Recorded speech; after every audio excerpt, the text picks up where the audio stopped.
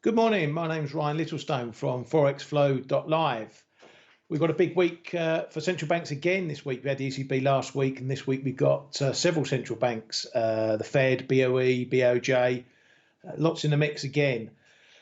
Now, the big one was the ECB last week, and we saw them cut rates as expected and enter QE, potentially unlimited QE. And this week we got the Fed, and the market is now judging whether they're going to cut rates again. What we've seen over the last, pretty much the last 3 or 4 trading sessions is the expectations for Fed rate cuts coming right down. Last week there was a small percentage chance that the market was expecting a 50 basis point cut. Now that's come down, that's come off the table altogether. And now the market's even going the other way, where the chances of them cutting at all is lessening. The chance at the moment, there's sort of a 65% chance of a 25 pip cut, and staying unchanged is around 35%. But that was right up at the sort of 98% last week. So the market's having a little bit of a re-evaluation as we get closer to the Fed, and that's helping the dollar somewhat, because obviously if the Fed cuts, or if the Fed are going in further easing, that's a negative for the dollar. So these expectations changing are seeing the dollar firm somewhat. One of the pairs we're looking at is dollar yen, and we've seen a move up above that 108 level. This was an area that we looked at previously. I've got several big lines in the chart that define the ranges. 105 was the lower bound, and we held above that. We're now back above the 108 level, which was another big level. We're finding support there at the moment, so the market is still looking bullish in the dollar into this. We've seen 10-year yields rising. That's been a big boost behind the dollar as well.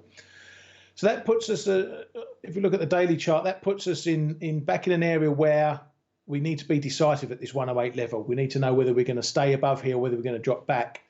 If the Fed don't cut this week, or if they're not as dovish as the market might expect, then we're going to see this gain further. That puts us into the bigger range, keeps in the bigger range of the 108 up to 114 area. And we can see that on the weekly chart. We've got these big ranges here. So up into the sort of 114, 108 was a really big range. It was a very long range that we've seen here, big consolidation period.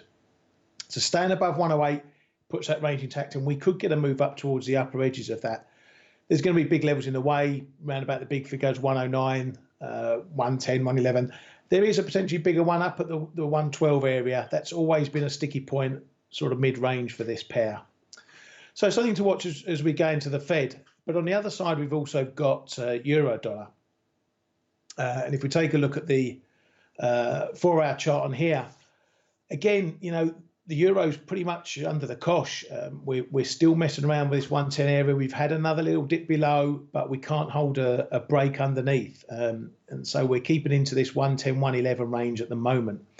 The 111, 111.10 area was a level I highlighted, or have been highlighted for several weeks. I took a short up there last week.